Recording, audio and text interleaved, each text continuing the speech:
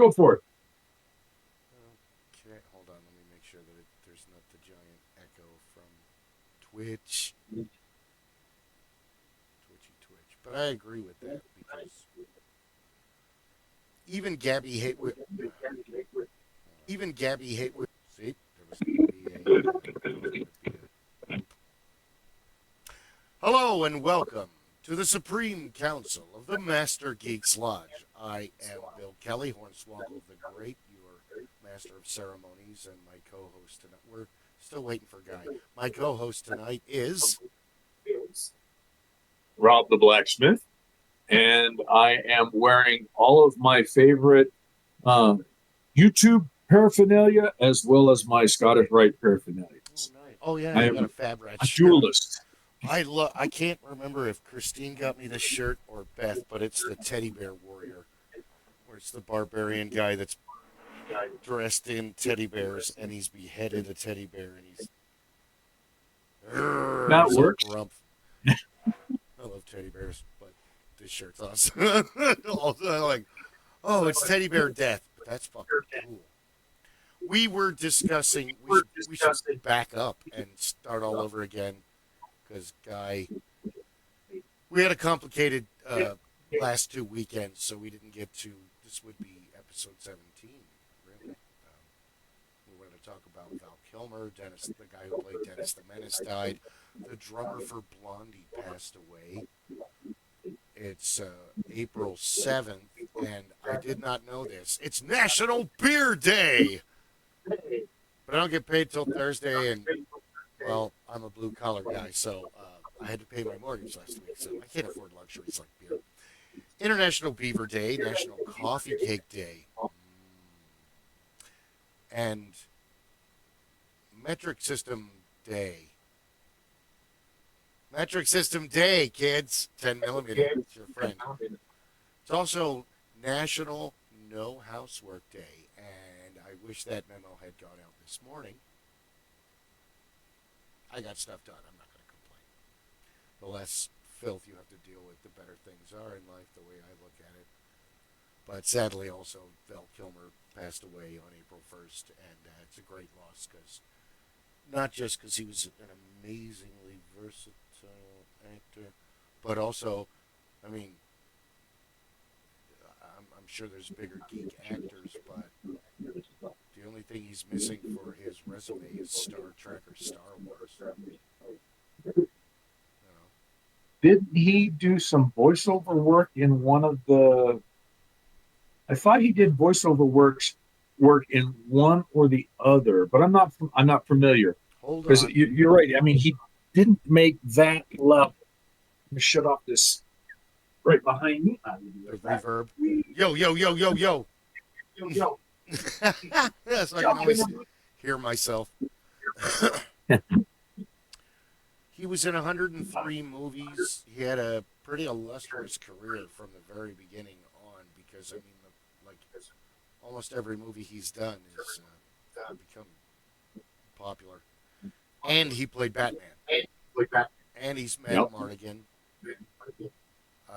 Heat.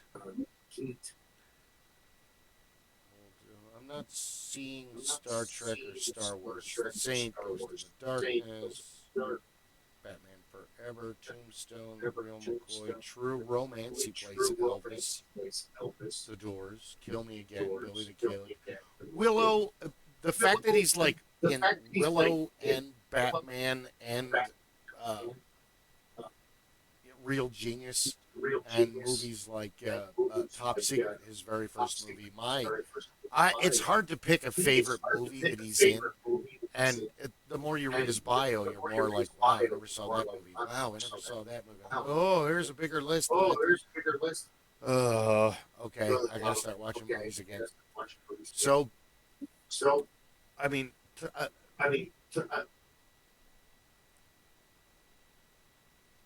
Top Secret is probably the first movie I ever saw him along with Real Genius, because that's the curse of cable.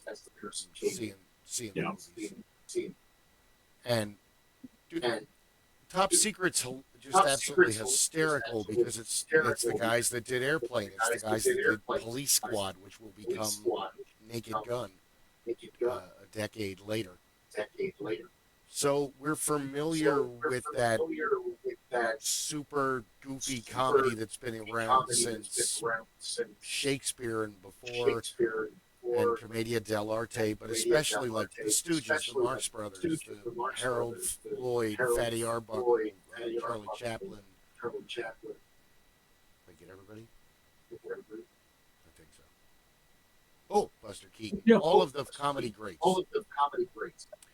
The simple, stupid comedy, there's a problem at the hospital. The hospital, what is it? It's a big building with patients and doctors and wheelchairs. But we don't have time for that right now. That's right. That's not important. That's not important right now. That's what it is. That's not important right now. There's a problem in the cockpit. The cockpit, what is it? It's a small room at the beginning of the plane where the pilot, but that's not important right now. That's not the most important thing. Yeah. I'm still in a total echo in your system. But Willow is like a super refreshing movie for everybody that's played D&D since the 80s when E.T. and Mazes and Monsters and other movies, because that's what was popular, and it was getting more popular because on military bases you don't have anything to do for a long time but play cards or games or pool and drink. And now here's role-playing games. Yeah. Where you guys can literally make the platoon you're in and make yourself in a game, and whatever kind of game it is, Cowboys and Indians or all that. But I mean, that gives Val Kilmer so many different levels of all the different roles he's played, because he's done Top Gun, he's been in Real Genius, which Real Genius is hilarious, and it goes along with the same kind of, even if you're there with all the intellectually superior people, they're still going to revert to animalistic. Kent is still the bad guy and a bully. The doctor that their professor that's supposed to be making the laser and the mirror. That actor is great. I think he's also Peck in Ghostbusters, isn't he? Isn't that William Atherton? I gotta look it up. Damn it. But all the meanwhile, you're still kind of dealing with Mitch and his main story, where he's just trying to fit in and have friends. And it is William Atherton, Professor Hathaway.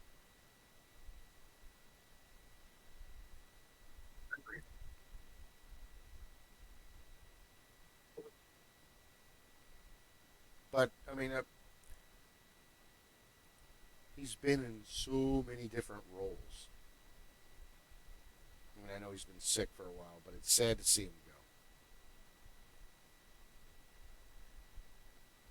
go. Thunderheart is an amazing movie. It never gets enough mention.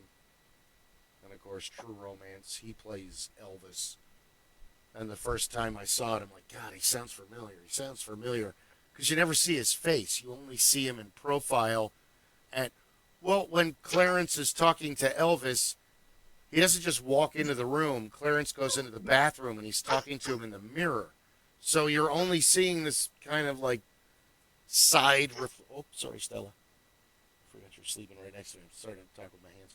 You only see this kind of like side profile of the mentor character, which is Elvis. Yeah. Tells him to kill his new girlfriend's pimp. Something that I kind of realized as we were talking about Val Kilmer's early work and even some of his later works, he was the first, what I would consider the modern, who was doing that kind of the deadpan and breaking the fourth wall and all the rest of that stuff. So he was what Ryan Reynolds has become for the current generation. So he was the one that could pick up and carry those things. So, Top Secret, of course, Real Genius, of course. But as he went through each of those films where he got the opportunity to showcase some of his comedy skills, he was playing that smartass. Your kids want to be on the show today. Yeah, well, Fenner's having himself a field day because apparently there's I guess there's a rogue bag going down the street. So, Ah! How dare that bag? must kill, must kill. It has no it has not given him yet the appropriate. It has not asked my permission. It has not given the proper sign before it is allowed to carry through the area. None shall pass over the bridge unless you ask my permission. Can we have your permission? Yes. All right, right, then. appropriately Thank recognized. Yeah. Just good to be known. So it's just kind of interesting, and he did morph through that, but he carried that through. He carried that same characteristic through basically every role that he had. Now, not every film that he was in gave him the opportunity to have long comedic soliloquies, but he did have the opportunity to showcase that part of his character and to move back and forth between as he moved further along, he could move between giving the serious dramatic position and interspersing the more humanistic, and then every so often get the opportunity to throw a little bit of the smartassery in. No, well, even like his portrayal of, there's some actors that they're the same in every movie, and you don't mind that. Yeah. And then there's actors like Tom Waits or Gary Oldman or Robin Williams or some other actors that absolutely just become a completely different person. They're not even, their body language changes, their whole demeanor, they become that character. Right.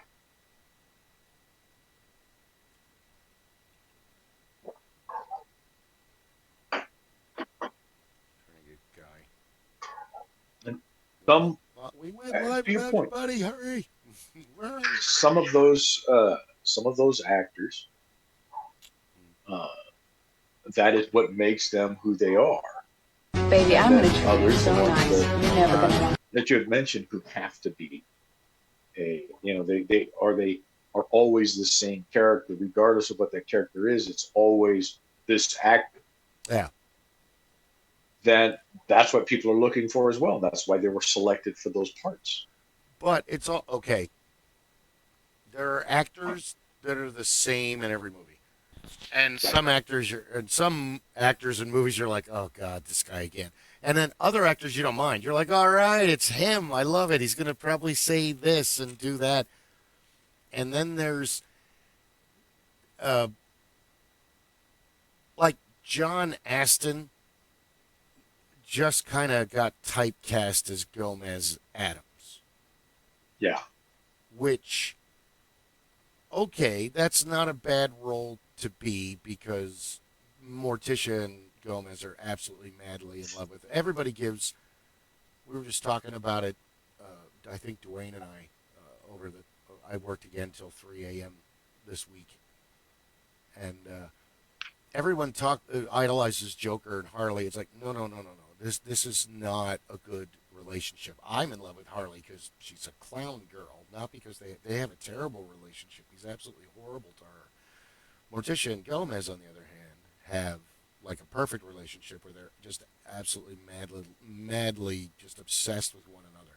And that just reciprocates, which is so amazingly rare. Usually it's... Yep. M. Night Shyamalan made a lot of movies, and I stopped watching his movies after I accidentally watched The Happening. It wasn't an accident. Somebody gave it to me, and I watched it, and nothing on Zoe Deschanel and Marky Mark, because I think they're tremendous actors, but I want that 2 hours, and John Leguizamo was in it as well, but I want that 2 hours of my life back, because that plot was written in... It's like...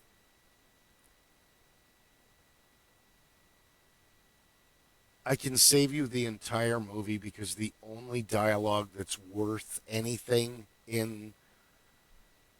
M. Night Shyamalan always tries to do two things. It's like he's got this great idea for an absolute good plot, but then he tries to kind of fill in the gap and make all of the weirdness that's happening tied together with like just mundane banality. So plants, if you haven't seen The Happening, don't watch it. It's not good. Have you seen it, Rob? I'm not certain if I have, quite frankly. Let me save you a whole lot of time. Plants and trees start pollinating, and the wind picks up the pollination, and when it hits humans, they kill themselves. I have seen that. And I sometimes have seen that. others. It's been some time. It's that it's that notice, it's that you forgot about it. That's how amazing it was. The premise is reasonable and is useful and can go forward with a number of things in science fiction. Absolutely. But it becomes a curiosity. It's like it falls in line with what's the other one? Last of Us. I The haven't Last seen of any Us of or those. Invasion of the Body Snatchers and one of those Nature Against Man. Right. And there's the Star Trek episodes. And So that whole idea, that Yeah. premise, can be very popular and can go very well. It just becomes very difficult to pull off, it's depending on how you're doing it. it's a zombie apocalypse or a lava movie or earthquake or sharks or it's locusts. It's all basically the main thing is run away from, try to survive, or Cloverfield or Aliens or it. No, and I'm not knocking it so much as I'm categorizing it because it's a very successful engine. It works great. Some of those movies are amazing. I watch Alien and Aliens again and again. I will never watch Alien 3 and beyond because you ruined it with 3. I can't. It's broken now. So that being said, because that it's the same with the Black Hole or Event Horizon or 2001, movies out in space that scare the holy shit out of you, or Outland when they're on space drugs on Io, Jupiter's moon. But the happening is they spend most of the money. They spend most of the movie on the run from the wind, and then they finally get to this one remote area where there's this old lady. And Mark Wahlberg has a funny moment where he talks to a houseplant, and that's the second memorable time in the movie, which lasts for like 40 seconds. But the old lady, I can't remember it exactly. It's that goes by that fast. But the point of the whole conversation is in a relationship, one runs and the other chases. And that's so common of the modern day. Because back in the day, you'd meet in school or the neighborhood or church, and you'd have some commonality. But you'd kind of pair up with someone that you have the most things in common with, or it's going to be a good union. Where now it's just like, well, you're good enough. Oh, okay. That's how you. All right. Thanks. I think. Oh, it's not working out. Well, yeah, because. Oh, never mind.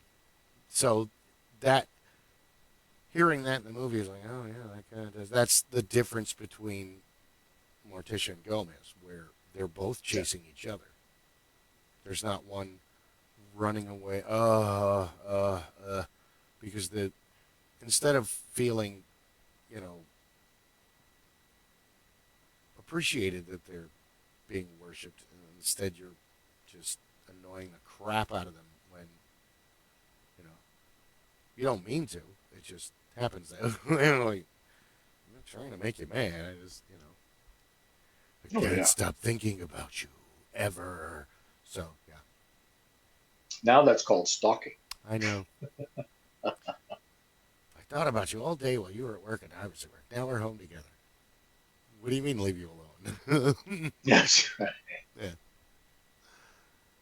But that being said, Gabby Hayes said it best with Westerns and any genre is going to have limitations. It isn't until you open up the multiverse in comic books and video games where you can go beyond most of the simple plots that you're going to have for each genre. Fantasy, rescue the princess, defend the castle, find the wizard, stop the invasion. There's only so many plots, and that's why. Hold on. Oh, okay. Itch for some reason. That's why some books that come by and some things that come by are so refreshing because it's a new take on an old thing that's been drawn out for a long time.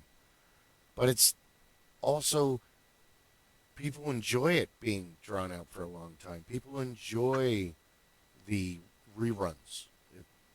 They wouldn't exist if people didn't enjoy them. And the same thing goes for role-playing games. Because in various forms, Dungeons and Dragons and Traveller and all of them have been around since the early 70s, the mid 70s. 76 for Traveller, I think 77 or 78 for Dungeons and Dragons, and they're still selling copies of the books to the original players that are still alive and the new generations of players. And they're adapting. All of that stuff adapts, and that becomes the biggest part. If you can't take that underlying premise and bring it into a form that is understandable to the current generation and the upcoming generation, that is where it will continue to live. All of the genres, all of the formats that we grew up on, all the formats that I remember are the same formats that my father, my grandfather, all knew. And these were formats that for them initially existed through the radio. So the radio brought those ideas, and that was the initial emphasis for that was the original codification for things like all of these role-playing games, because the radio gave them the opportunity to create the activity in the mind's eye. And as they went along, then you got the serials that showed up in the movie theater. So then they went to the motion pictures. You saw the main program, but you got to see the newsreels and the serials that came before the primary feature. Yeah. And that helped them to now improve their visualization skills, so they could now have a better idea of what I wanted this to look like, but I can add, because it was black and white, now I can add color to it in my mind. And then as we went along and those films changed, we saw the toys that came for the next generations became more of the fantasy style. And I'm casting a wide net for fantasy in that all of the Cowboys and Indians kits, all of the Army soldier kits for the young boys, all of the princess kits, and all that stuff for the young girls, they could get a dress, or for a boy you could get the vest and a pair of chaps and a hat and a set of guns. All of that stuff so that they could go out and play the characters. But again, they were creating the role play that existed at that moment. And it took Gary Gygax the opportunity to sit down and say, all right, let me build an engine. And I'm sure he went through multiple iterations of it over time that many people probably are not aware of, because he probably sat down with his buddies when he was younger and said, wow, we could do something like this and come up with it. And, hey, while we're out playing, hey, how do we do this? Well, I shot you. Okay, well, come over here. Let's, can you, like, hold that thought for 1 go second, ahead. please? I'll be right back. Yep.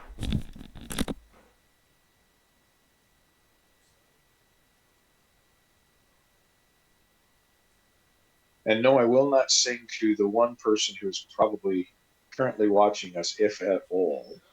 So I will just fill this dead air with the ramblings of a white-bearded, crazy old man. And now we return to Now we return you to your regularly Well, scheduled no, no. programming. Well, if you think about it, we're kind of usually done right about now.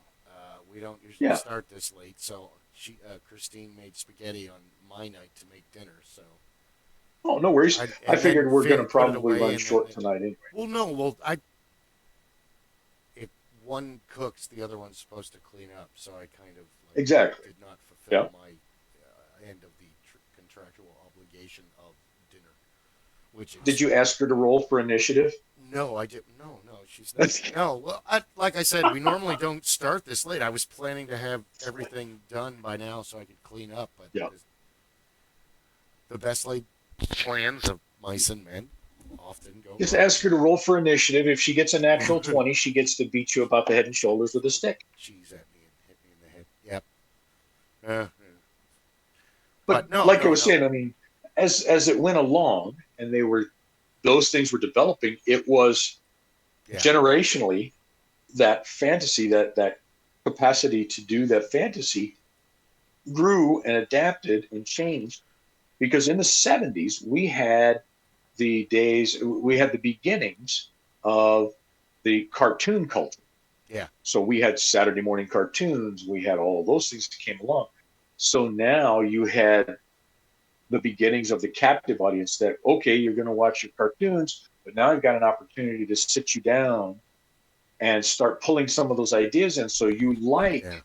to watch this kind of program, but now you get to create it. I would say that children have played dress up as long as there's been society. Yeah. And I would say that the 50s, I think you're right on that with the Cowboys and Indians and playing soldier, especially after World War II, probably after World War I, and the whole atomic age with the 50s and Spaceman and Rocket Man on the moon and Flash Gordon and but you still had like Ron Mar of the Jungle, who was kind of an explorer like Alan Quartermain or Indiana Jones. And it's so funny that you brought up cartoons because the weirdest thing right now in our society for the last 100 years is cartoons start in the late 1800s, the early 1900s. You get to the Warner Brothers cartoons by the 40s, which basically teach humans classical music without them realizing they're learning classical music. Classical music, opera, and classical theater. Yes. All of that comes about. And it was, Along with folk tales, folk songs, and the most basic of slapstick, which is pretend hyperviolence, which is why cartoons are needed. You didn't have to tell us in 1982 not to stick sticks of dynamite under a dog's butt while he's sleeping in the doghouse because we saw that on cartoons and that would kill the dog and make a terrible mess. But on the cartoons, the dog is fine and he's funny, and and especially with Tom and Jerry, more hyper violence. And Tom and Jerry's great, but because the mouse gets the cat, but it's basically bullying. yeah. It's the tiny guy getting away with everything and just torturing the bigger guy, and we've all been through that at one point or another. So, but we were talking about westerns before. I should have turned it on earlier. We were talking about the different westerns and how westerns have evolved from the time of like Tom Mix and Wyatt Earp still being alive and being an advisor on those movies, and like Roy Rogers and Gabby Hayes. And Gabby Hayes actually hated westerns, and he looked at them as like formulaic, and the plots are all the same. Oh, the cattle rustlers are stealing the herd. Oh, they're robbing the bank robbers are robbing the bank. Oh, and Indians. Oh, I'm not going to say Mexicans, but damn it, I just did. But then again, that was Gauchos. But yeah, There we go. And Mexican that cowboys. progressed through the from the 20s, from the original silent westerns. It progressed through the 50s. The 50s was the point when it started to change. And we had talked about that. You had the characters like Yeah. Shane that rolled in. You had John Wayne coming into his own. You had Gary Cooper showing up and doing a lot of these things. So a lot of these actors who had grown up or had matured through the original formulaic times. Then there was the push to start changing some of that and to giving these characters what we had talked about. We're going to give them a little bit of chaotic lawful, Yeah, or we're gonna give them a little more. maybe even lawful evil, but we're going to turn them loose. Well, what's interesting too, and we've kind of skipped the genre because we focused on movies, but I had really only heard The Shadow as a radio program, and that it was like 2015. Yeah, I think it was about 2015 or 16, maybe 2014. Paul and I got into a big argument because no, it was later than that because we had already started fighting over the bastard sons of the British Empire because he didn't want to do steampunk as much in the beginning. He was focused on like the steampunk Gandalf pipes. Mine's around here somewhere. They were more of like a novelty to him. They were like, "Oh, look what I made," and everybody loved them. So he's like, "Oh crap, I better make a bunch of them, and then I can sell them since they're all made out of spare metal." And then I just kind of started making the guns, and it wasn't until we got back from Wild Wild West Con that his whole demeanor on this changed, and because his whole take on it was I was gonna make the pipes. I didn't need to worry about the guns, even though the guns were the mainstay of the money that we made. But he wanted to branch out and do.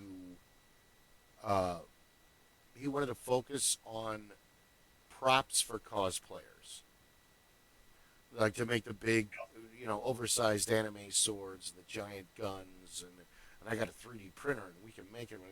And you need a 3D printer, so the battle became, it. You need a 3D printer in your house so you can print this stuff. Well, then what are you doing? If I'm going to make the pipes, make the guns, and 3D print everything, and I'm just kind of enjoying going to Goodwill and spending like $12 and taking those guns and sanding them down and then selling them at a con. But to him, it was a checklist of time and money in the end justifying the means. Oh boy, you've spent so many hours sanding and so many hours painting and doing this and doing this and that, so you should charge this much, and when you don't charge this much, your time is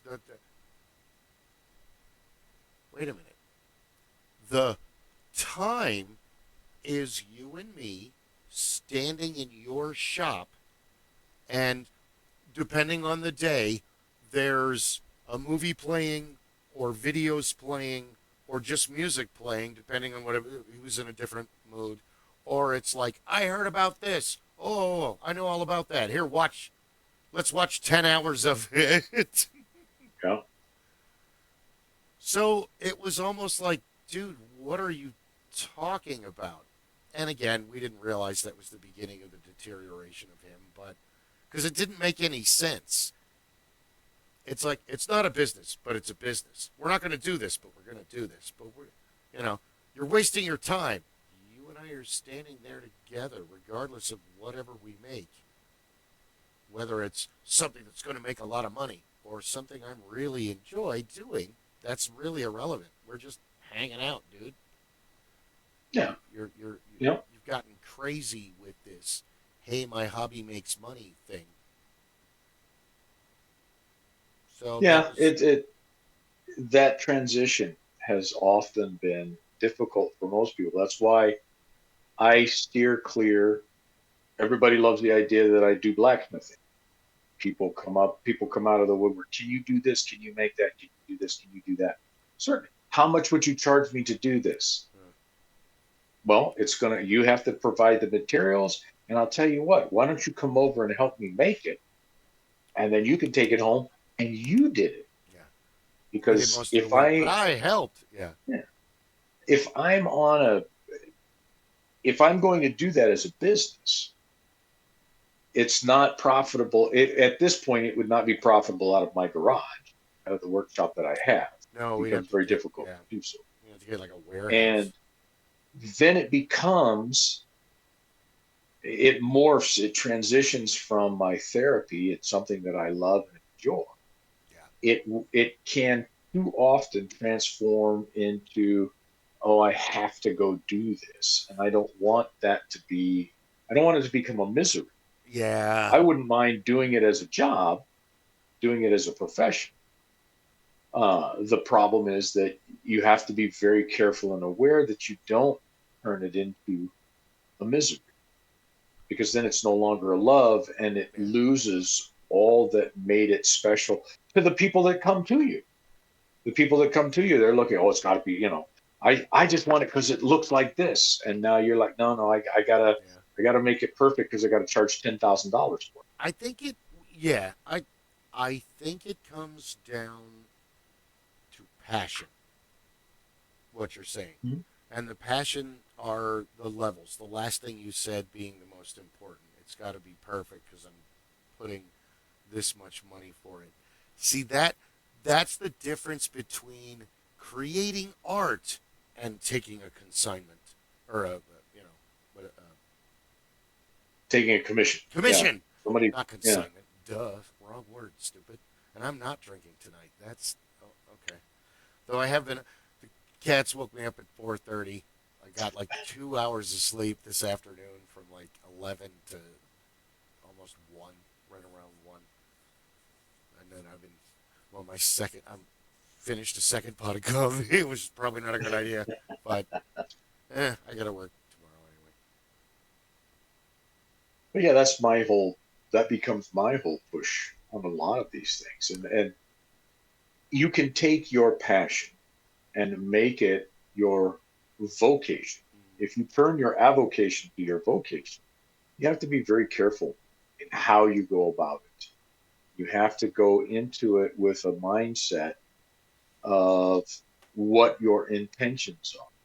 So if I intend to make a living from what I love, what is a living that I need? Yeah. And if to make a living, I have to turn this into something that I no longer love, then are you going to continue doing that to make a living? I mean, I can go to work for somebody else and not have all the headaches and all the rest of that, and do something I don't love, but something I'm good at and can make money. It comes down to levels of passion because if you're doing something you love but you're not making enough money, which I've been in that situation before. Christine said it best: working without getting paid is like playing without having fun. She's 100% correct. Both of those things suck. So at a point you have to draw a line. But if one of our, like, for example, if one of our YouTube channels or one of the Rumble or Twitch or whatever, and I've been kind of like impressing on. I'm surprised Chris Newton hasn't had his own YouTube channel yet, and he did a broadcast explaining the situation. And back in the day, in like 2005, 2006, he kind of like had this meeting where he was looking to start a community of people in. And we tried to help him, but we really dropped the ball. But I've been trying to, dude, you should start a YouTube channel and just review comics and interview artists and writers. You know, fucking everybody. And even posting on Facebook, everyone's like, "I'll be on your show." I've been, So he name dropped me in the thing. Hopefully, hell, let's see if he'll be on right now. Hey, Chris, what are you doing? But that there again, that we come to that point where does it become, what is it that makes it the passion, and what is it that makes it the sellable? Because you watch a lot of these different programs that are on standard media, so the television and the like, and on YouTube and TikTok and all of these other potential monetized programs that exist in the internet world. But how many of them started out and they had this great something, they had this great hook that was what created their following, and people got in there, and the people that were there, and they grew for a long period of time. But then you can see when it became more difficult, became, to use terms from our age, we became more hackneyed. You looked at it and you said, oh, now these guys are phoning it in, or now these guys are having more difficulty, or now it's not what it was. They don't get the same feeling that they had before. And so then you get that shift where those who brought it along start to fall away, because now they're looking for that whatever the magic was before that they feel has fallen away. And those that are staying around for a different purpose, a different reason. And you watch some of these things morph into something completely different from what they were. There are content creators, big air quotes, content creators out there that I had watched for a long time, that had morphed and changed as they grew, and they took on different aspects, and they had different points of view that they were looking for, different directions that they wanted to go. Yeah. And I fault no one for that, because they're growing, they're doing what a human being could do.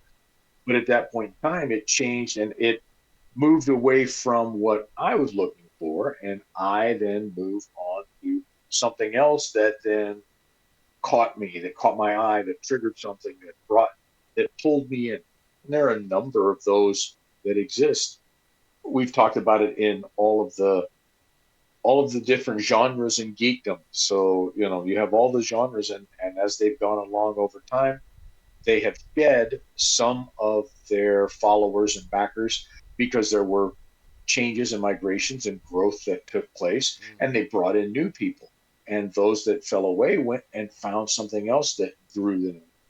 And we've seen that. We've talked about it on television, motion pictures, music, Yes.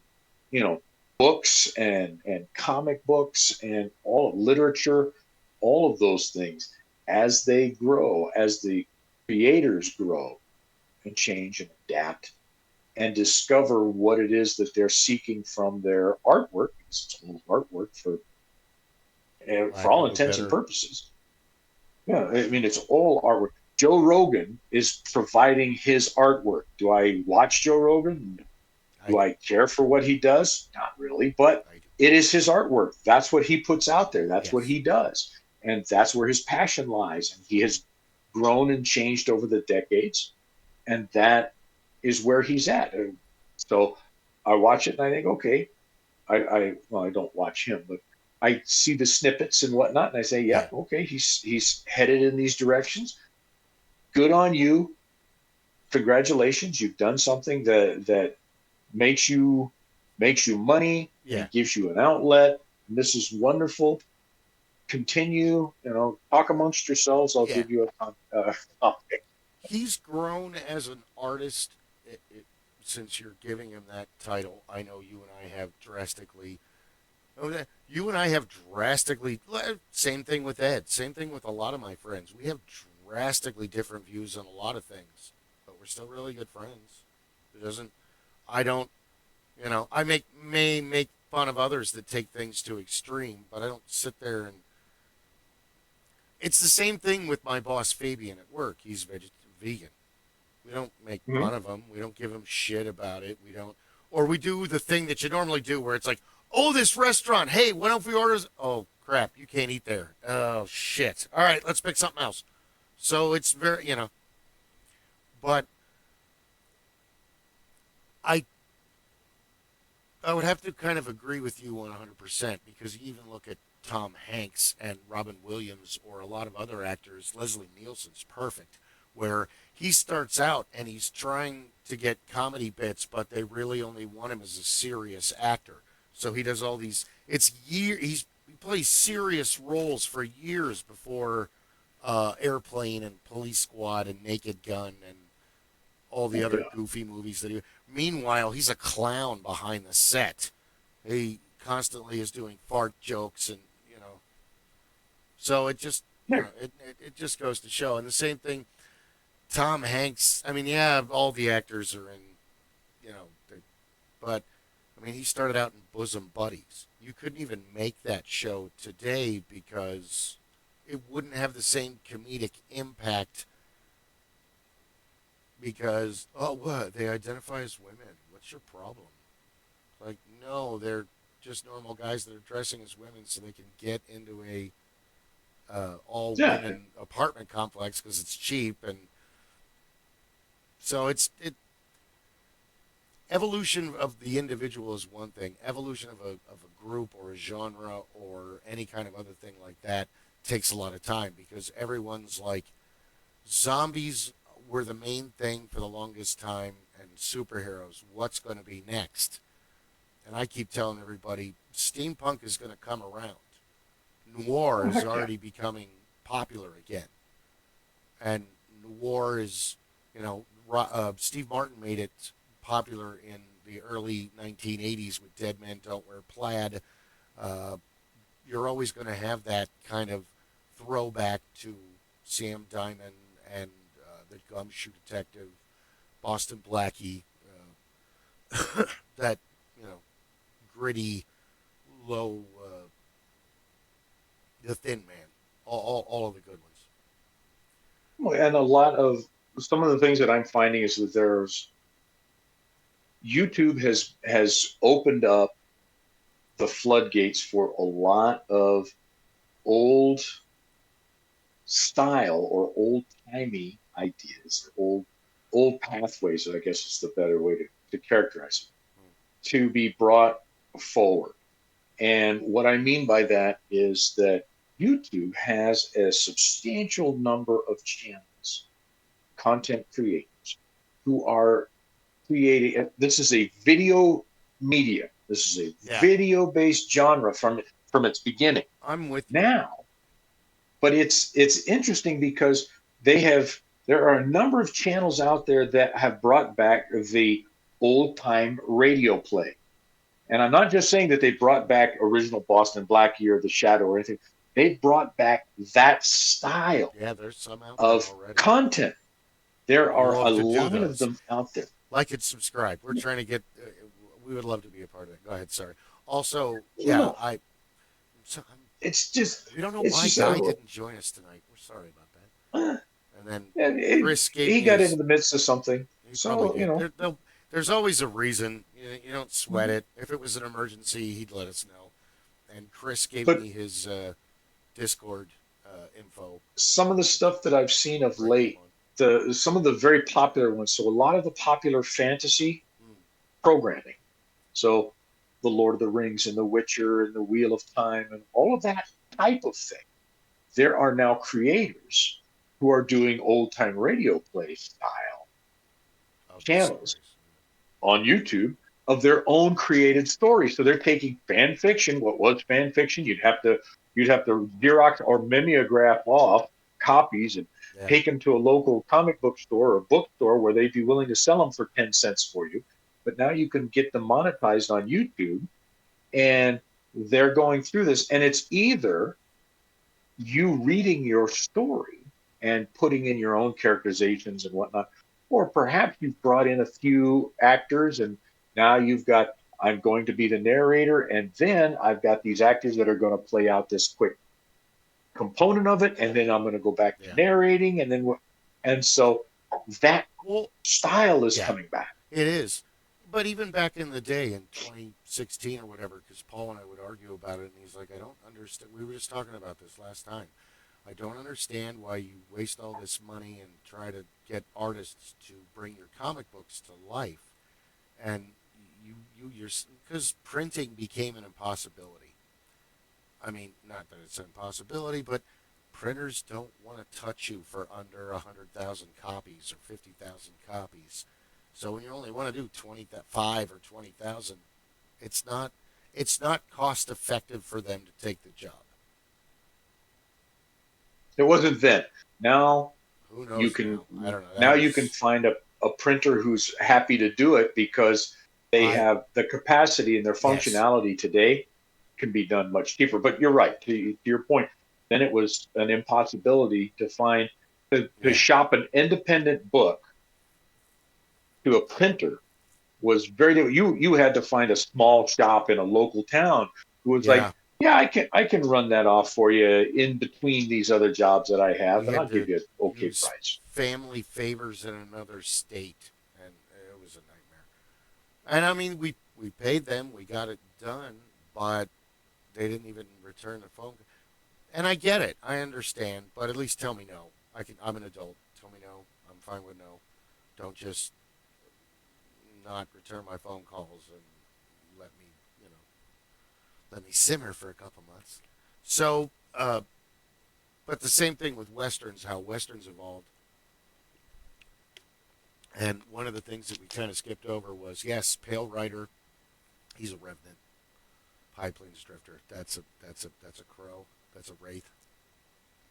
Yeah. Only he's just kind of on his own now. He's just out there, just killing everybody that deserves it.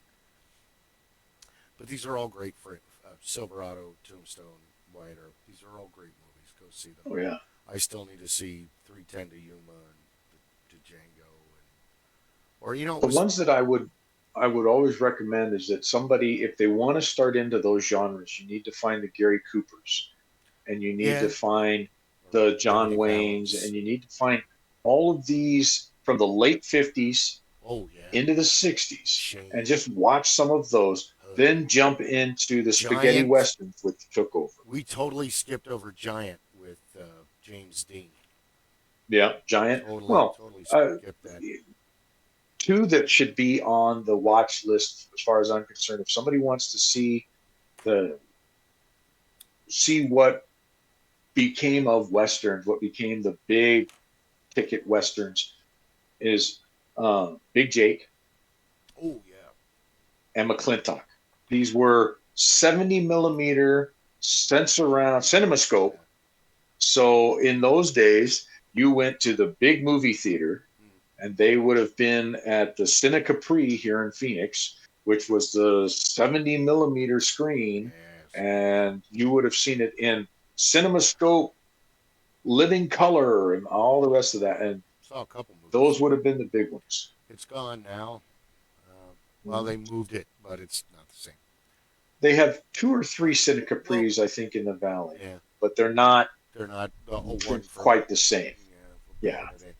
But also, we talked about Silverado and The Good, the Bad, the Ugly, and a lot of the spaghetti westerns, High Plains Drifter for a few dollars more, Fistful of Dollars, and all that. And even so, we skipped over Quick and the Dead and crap. I just thought of. We kind of also skipped over Dances with Wolves, and you know what one is really fun is Maverick. If you haven't seen it yet, watch it. Mel Gibson, Jodie. That is a great homage to the original westerns, to the 60s, 50s, and 60s westerns. Yeah. Yes. The best is the end when James Garner and James Colburn are fighting. I haven't committed a cold-blooded murder in all my life. I'm about to kill him with a log. I'm so mad at him. That one's good. Unforgiven. Which one are we missing? There's a couple others that we're missing. Tombstone. Open Range. There's a number of those. Lonesome Dove. That's a kick-ass one with Tommy Lee Jones and Open See, Range that is became Kevin the Costner and Robert Duvall, right? Because Robert Duvall yeah, became like Robert Duvall became like the cowboy badass for a while, like Clint Eastwood and all the other yep. greats. And again, we're only talking about the good guys. We have to give a shout out to all of the bad guys that are in each one of these films that we were talking about, because movies without bad guys are Robert Duvall boring. played some bad guys Yeah. in the early westerns. So yeah, a lot of these guys got their start. You want to a lot of younger folks don't know John Wayne. No. They're unfamiliar with that actor and They that know name. they know it's an impression that Robin Williams does. That's all they know. Exactly. They don't know But if who they it want to is. see the growth, they need to go. They need to see Stagecoach, his first film Yeah. as an actor, as a cowboy, and then They need pick to up say a couple Genghis of other ones Khan. later on. Sorry. Well, Genghis Khan was actually was another one of his CinemaScope. That was a major event. That was a major film, and it was a hell of a program during its release time. Today, it doesn't stand up quite the same, except as a historical film. People look at it as, yes, this was a big ticket film in its day, but it is not necessarily. I mean, you got Tony Curtis in there as one of the sons. So Yeah. take your pick. Well, there's so many great actors that were in like only one or two things, and that's what they got to be in. I mean, it's like nowadays. Oh, well, why didn't he make more movies? Well, he wasn't in more movies. Other people got the job. I Yep. still stand by my Hollywood's doing it all wrong. They need to do it like stage, instead of making one $300,000 million, $300 million movie. You could have made 30, like, you know. But by then, people are going to be sick of. I don't want to watch that movie again. And as many people are interested in learning, depending upon the storyline, they're interested in learning a little more in depth, and you can't. Most people will not sit through more than an hour and 40 minutes in a theater. True. Even in their home watching a film, they're going to be less interested in sitting for more than about an hour and 40 minutes to watch a film. I disagree, because now with all of your streaming services, people are binge watching stuff, and But that's different. Think about it this way. If I'm binge watching, what am I watching? I'm going through it's at my pace. The film goes along. I'm watching 45 minutes, half maybe an an hour. hour, and then there's a break. I go to the bathroom, I go do whatever I want. The other thing is I can put it on pause because I need to answer the phone, or I want to go get something, or I want to go do something. So binge watching is a different circumstance than if you go to the movie theater. You go in, you have no control over start and stop. True. You're in that seat. And that was one of the things that had been I had on NPR of all places. I know not everybody likes NPR. I personally do, and good luck. But one of the No. there was some studies that were done in Hollywood, and they went back. These folks went back into the 40s, the 30s, and the 40s, and they looked at motion picture times. And every generation had complained about motion pictures being too long. Yeah. And the average time, if I remember correctly, was that people were willing to go, the most was a minute 40. If it was longer than that, the film's popularity fell off. Really? The only instances where a film could go longer than that had to have an intermission, had to be a big ticket film, and those were only really happening in the 50s and the 60s during the heyday of the movie theater, when you could go in and somebody wanted to be in the movie theater. So it was a dress up evening. So in those days, you went to the Cine Capri, your lady was dressed in a nice cocktail gown or a nice evening dress. You're wearing your suit and tie. You were going in because this was a 3.5 hour film, and you knew you were going in. You're going to see the first half. You came out for intermission. Everybody had a cigarette. It was an important time. You got to talk with Let's all everybody. go to the lobby. Exactly. And then they went back inside. Yeah. So that was a big thing. Then in the 70s, and for a time in the 80s, and it fell off in the 80s, you had the double feature.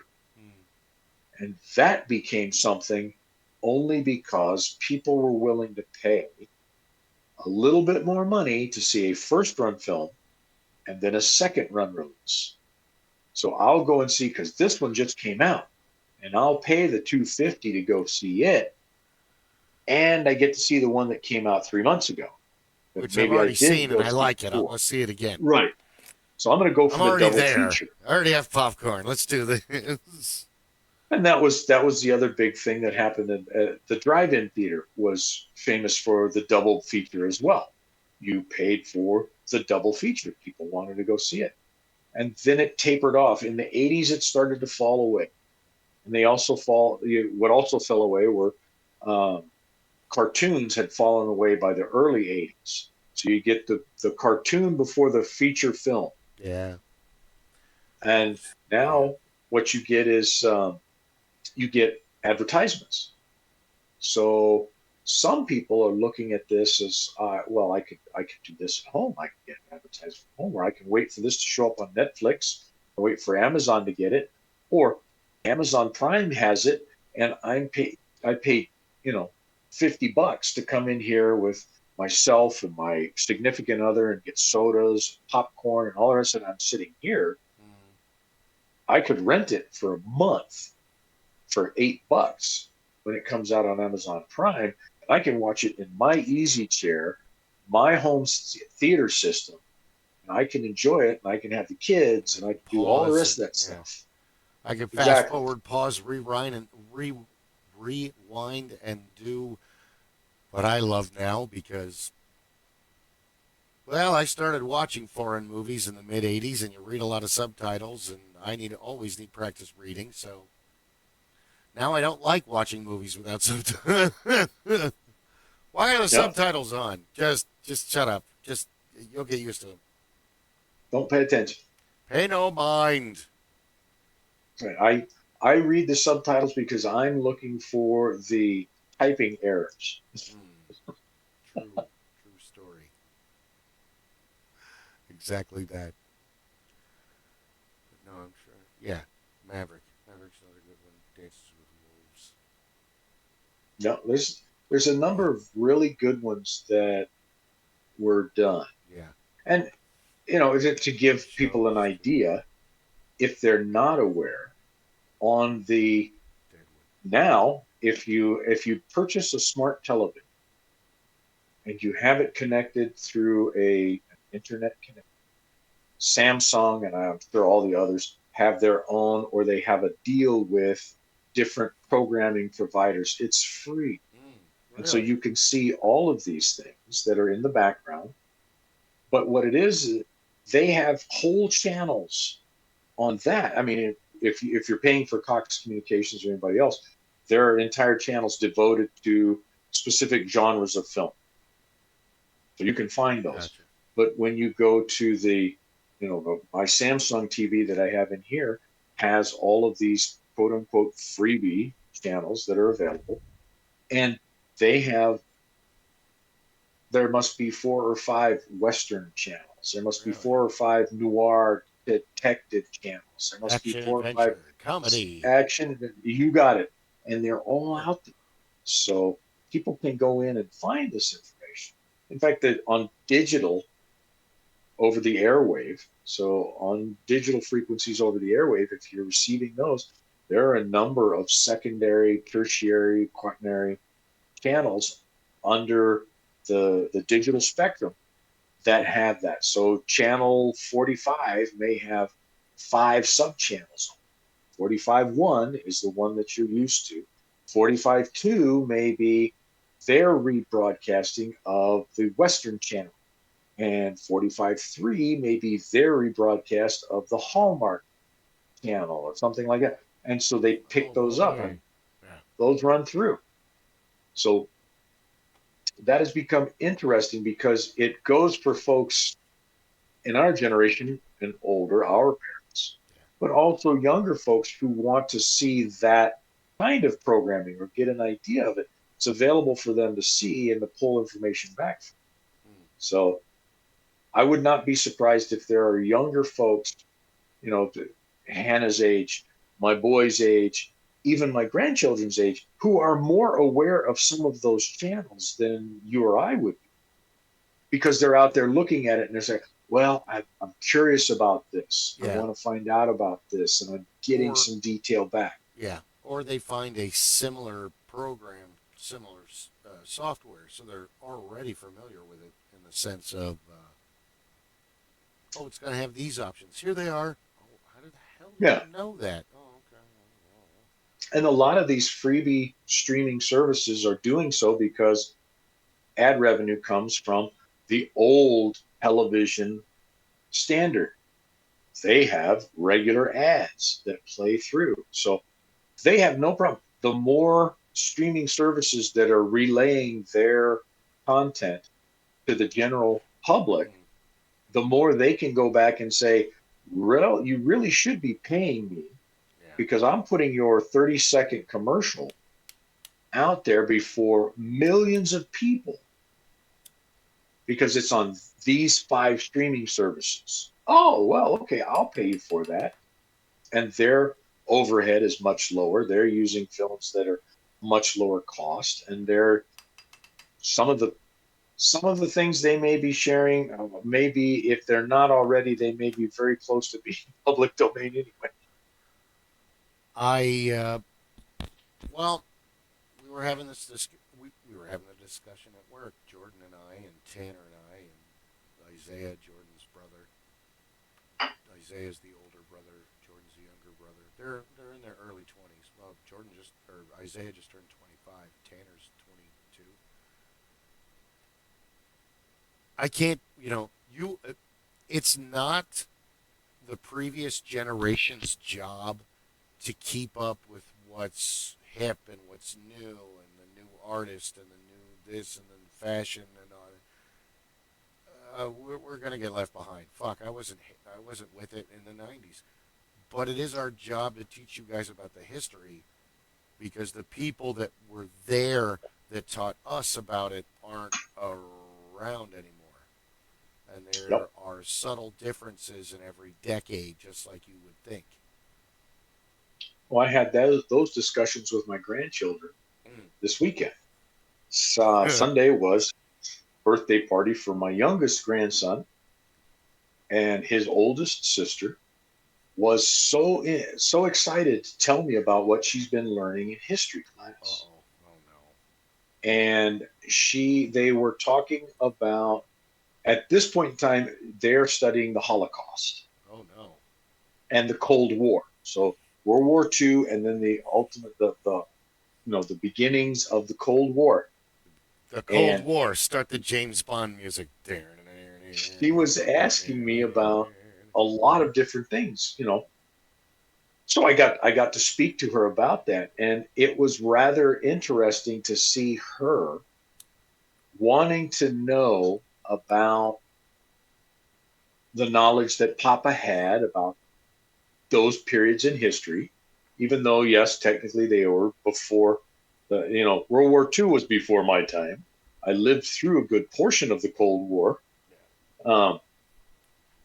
But it was one of those, she wanted to know about it. And then the very next conversation, she was explaining to me about certain ideas in what is her modern culture. So I was like, okay, this is wonderful. You're exchanging information with me, and I'm grateful to have it. And you're asking me for my input, my revelations on the historical context that you are being taught, much the same as I had done with my grandparents when I was young and I was learning about things. But in those instances, I was talking with those who lived it. So that was the big part. I could talk to my grandfather, and he was he was there. No Yeah. shit. There I was. They had nukes and everything. So We were ready he for was, yeah. yeah, he was in the 19 teens, the 1920s, 30s, 40s, 50s. And so I could ask him questions about those things. My father was 30s, 40s, 50s, 60s, so I could ask him questions about those things. And so that was easy. Now I have to relay to my grandchildren because they're learning about the teens, 20s, 30s, 40s. And I can say, these are the things that I was told by those who were there. Mm. Your teacher is at least one generation, possibly two generations away from those who were Yeah. there. So, Well,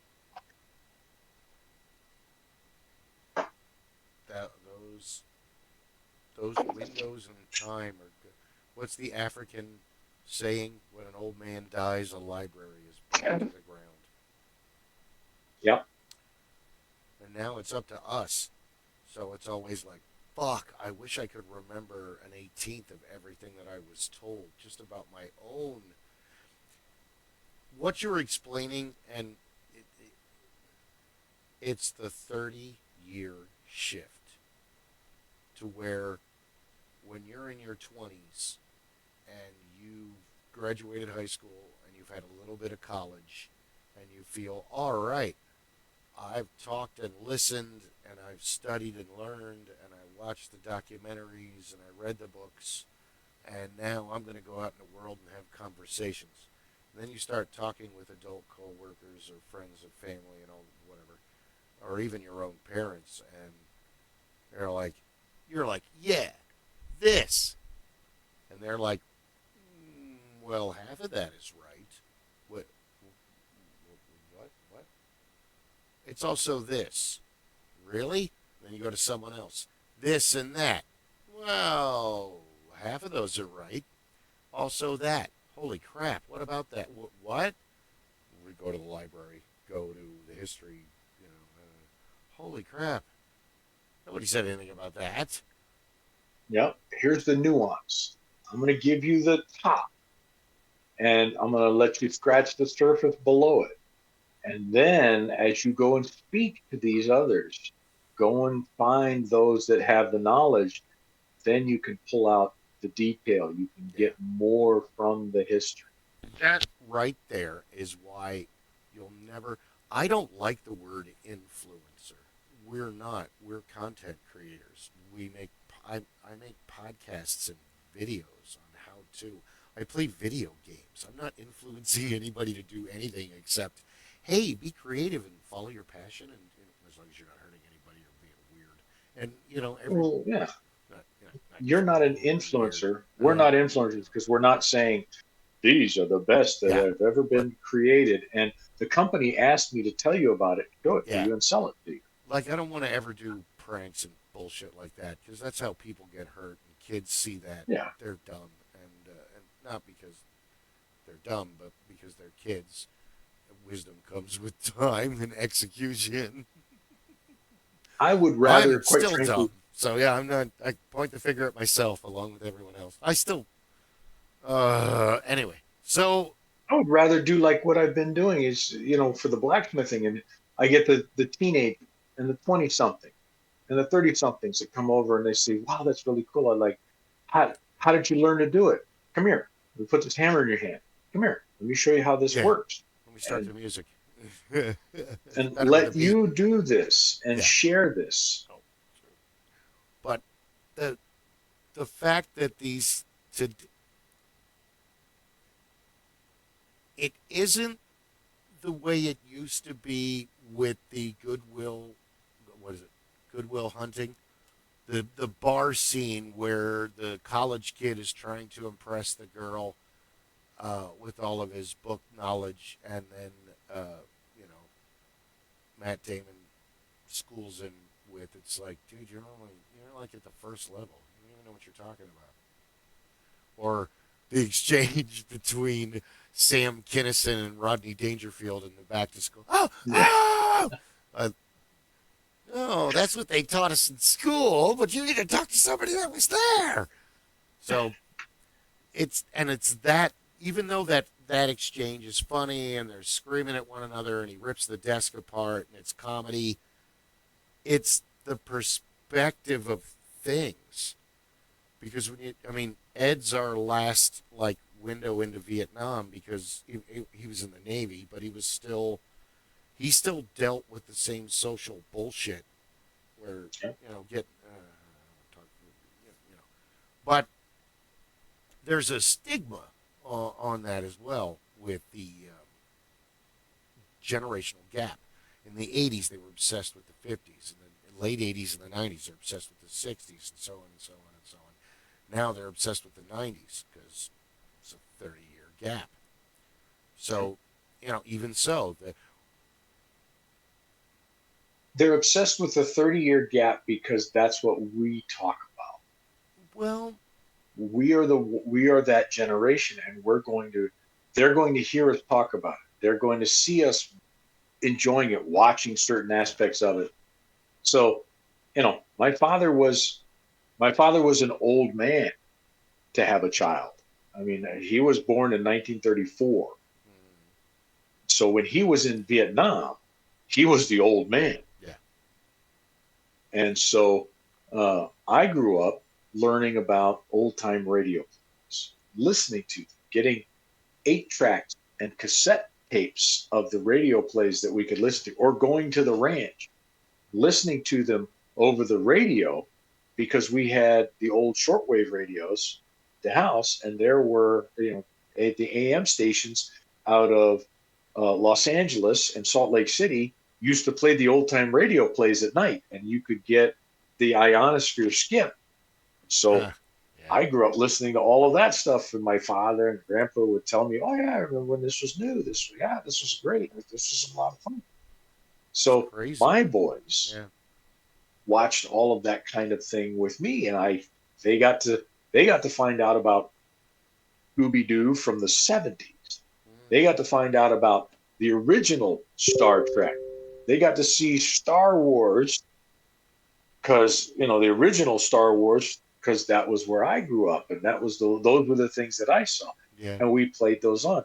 Now I'm watching my sons do similar things with their children, with my grandchildren, and they're sharing with them all of these things that came about as they were growing up in the early 2000s. As that was when they were really forming their own ideas, thoughts, carrying forward. So it gets interesting. We influence that next generation on what could be cool. And the ones like you who are outgoing and could jump in with another group, well, not so much obnoxious, but you drew people in. You brought people in, and they became very interested. Okay, we want to hear what are you doing? What are you seeing? What are you saying? What are you talking about? Well, my dad showed me this. Well, oh, these cars are really cool. Oh, this was really hot. This was a really neat thing. And so then it passes around because other people are like, hey, Phil's been talking about this. I think we influence each other as humans. Mm-hmm. You find traits of other people and you bring that along with your personality, whether they're related to you or whether you just meet them in passing or it's a friend or, oh, those two share a personality. They're like Paul and I would go out in the public. You two fight like an old married couple. Oh, I've been hearing that for 20 years now. I got to get away from you. We're not an old married couple. How are you doing? Are you tired? I am I'm rapidly approaching pumpkinhood. Yeah, you have a much earlier day than I do. And Yeah, Dark 30 comes around too damn quick. So do you want to wrap it here, or do you want to keep going? I think we at should probably wrap it a little bit, but hour. This was a really good discussion, and I like the idea. And to our one viewer. Yeah, well, we had two for a little while, and I think Chris was watching us, and I wanted to bring him on, but you know what? We should just have like a whole. The problem is that he works part-time, and guess when those days are? Sunday and Monday. Oh, damn it. Guess what days we'll come up with a time. The nice thing about it is we can always record these things and then post them later and have fun with that. And there's a lot of folks out there that we can bring in and Yeah. who would be interesting to just have these discussions with. The other thing that would be great is you and I and Guy are having these discussions at a certain level of life experience and whatnot. But what we need, I think, would be good is to bring in on some of these genres, some of these topics, some of these ideas. We bring in somebody, Hannah, and her age, my boys, somebody from their generation. Say, Yeah. okay, we're going Well, to throw this out. Give us your input. Give us your thoughts on this, and what is your counter to our current position? yeah. Because this is the direction things are going. Or even Ed, he's from Exactly. the Vietnam era, born in the 40s, So, I mean, and he's been on the channel. I just was playing. In fact, he's on the Twitch video. We were playing Fallout 76. And even that story is neat because Andy, I was like, hey, I'm going to play video games. And he was like, I've heard of it. And it's the same thing with Dungeons and Dragons. Andy and Ed and Luke, Andy's brother, and Angela, Andy's wife, were like, we got the books at one point, but we never got to play. And Ed was like, oh, they've always been curious. So I just like threw them on. I like took, seat of the pants Yeah. just so they could experience gaming. Because there's no point in putting together a huge campaign because they were going to be moving, and it's a long story.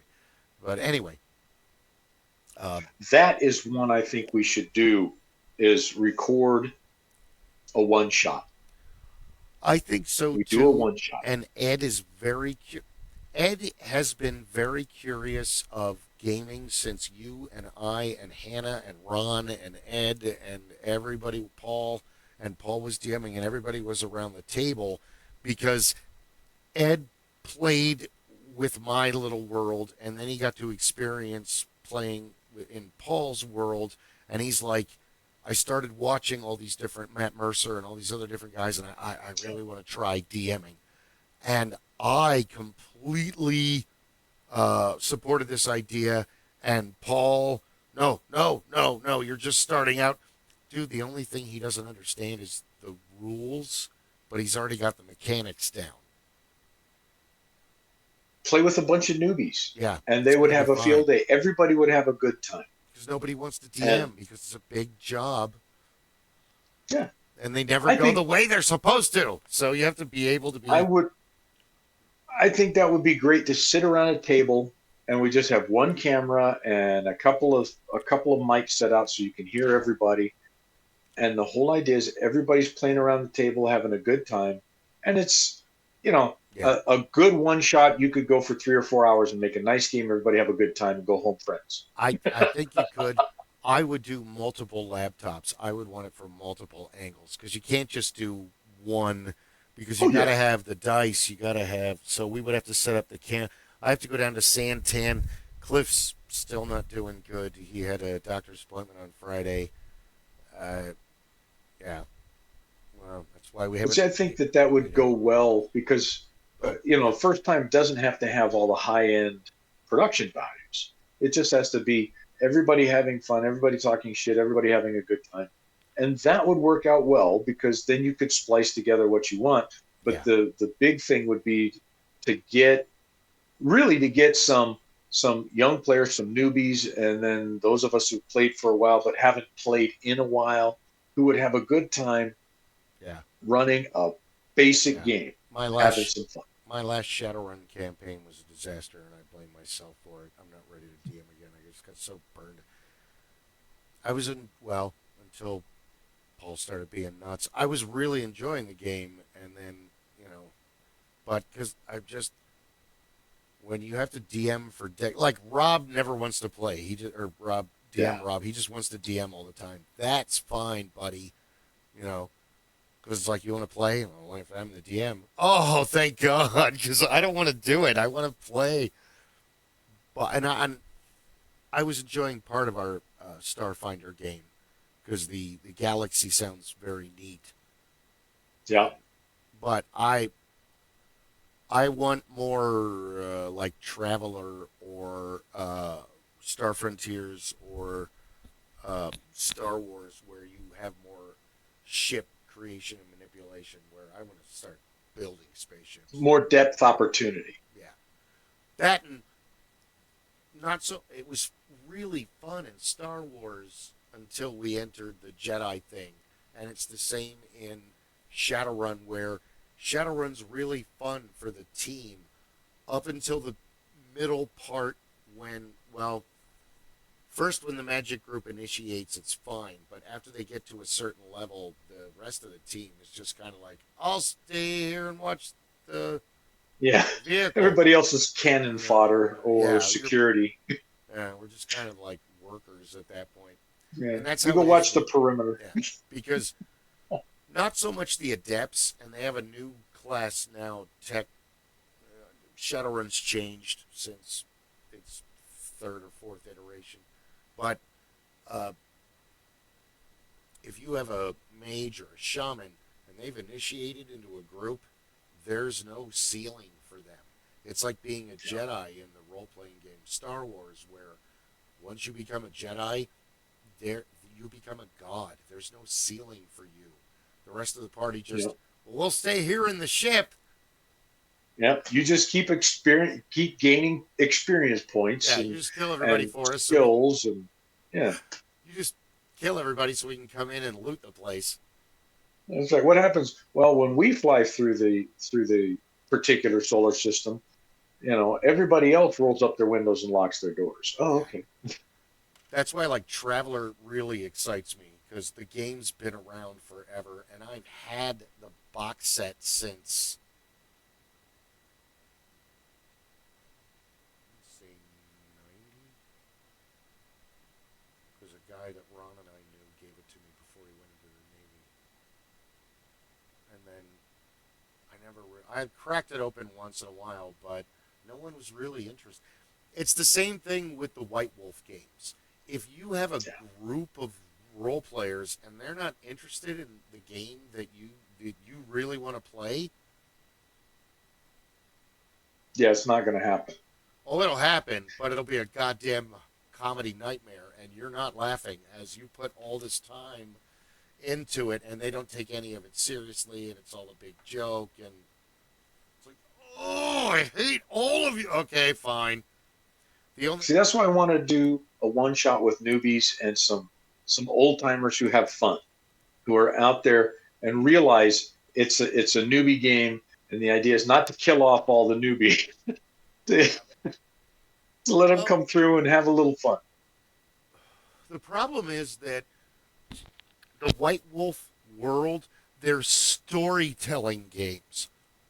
So they're games designed to play at parties, and it's supposed to be like a murder mystery. And you can have it in several areas, but they're really, if your players are really into D&D, or really, if they're hack and slash, I should say that, because there isn't just D&D, there's so many others, and even not just Pathfinder. There's the Palladium games, and there's many different flavor, Tunnels and Trolls, all of them. Yeah. Even D&D comes in many different flavors. There's Hollow World, there's Dark Sun, there's Dragonlance, there's Toril, Greyhawk, or Forgotten Realms is Toril. It's actually two. We don't have time for that. But yeah, we should probably end this. You're getting tired. It's after 9. I think that's early. the direction we should start writing. We'll pull together that one as something that we can push out. Yeah. In 6 months, we can pull together the folks that we would like to do it. We're actually planning a lot, and that's another thing that it's unfortunate the guy couldn't meet us tonight. I don't know. Yeah. We didn't get an answer as to what he's doing, but hopefully everything's okay. Normally it's like, hey, I can't make it, but yeah. I mean, I've known Guy since we were in the 6th grade, and I've never actually gamed with him. We just didn't. There's a lot of like, oh, I don't want to play with that guy, but that's not the case. It was just more of like, oh yeah, that just never happened. But we're planning a lot. I'm still plotting out Halloween. In fact, in the last 3 weeks, I have had 2 ghost encounters at the ballroom. Yeah. 2 nights ago and last week. Last week I chased an old lady down at 2:30 in the morning that wasn't there. And, okay, Saturday. It's very late.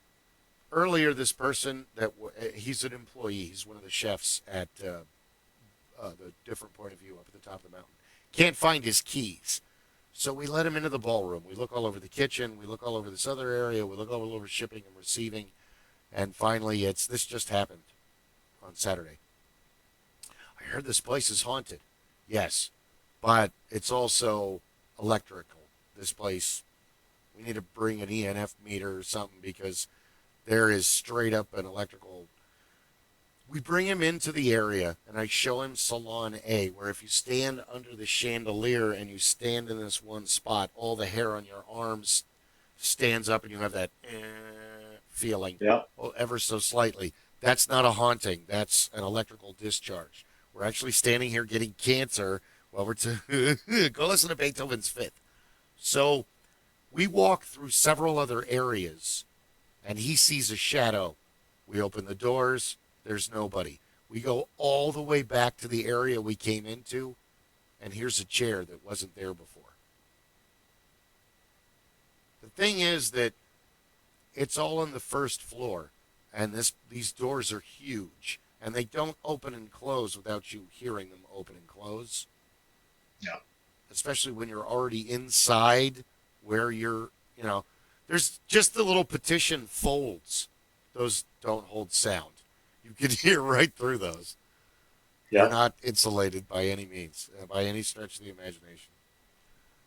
And then before that, 2 weeks ago, a week ago, when I got the 54 hours, I saw 2:30 in the morning. I thought there was like an emergency. I saw what looked like an orange permanent, and she was running.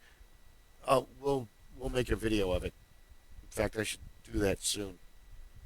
If you start on the road, you go across, you end up on the second level of the ballroom. So I'm coming back from a patrol. I'm coming down. I'm at a T. I'm not even in the ballroom. I'm not even near the building.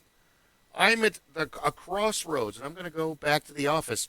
And all of a sudden, I see this head, and it looked like an 85-year-old woman with an orange permanent. And she was like maybe 5 feet tall, and she was hauling ass to get to the ballroom. And she went behind a light pillar column and vanished.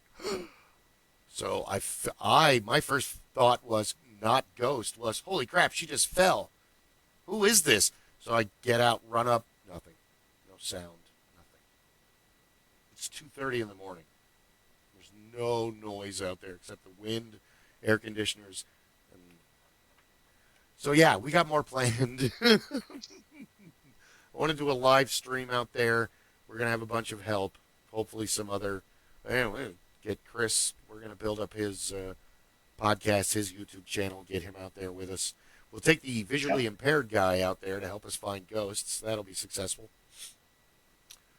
Yeah, Chris is a good guy. He's probably got good hearing. Better than me. I've been playing drums forever. I can't hear shit. We use big, heavy machines. So, thank you very much for watching. Sorry to see Val Kilmer and the drummer of Blondie and the man who played Dennis the Menace as a kid pass away, and National Beer Day. And thank you very much for tuning in. Stay geeky. Like and subscribe. Thank you, and see you next week. Right. Play nice. If you can't play nice, don't get caught. Ooh, that's a good one. I like that one. All right, man. You have a wonderful night. You too.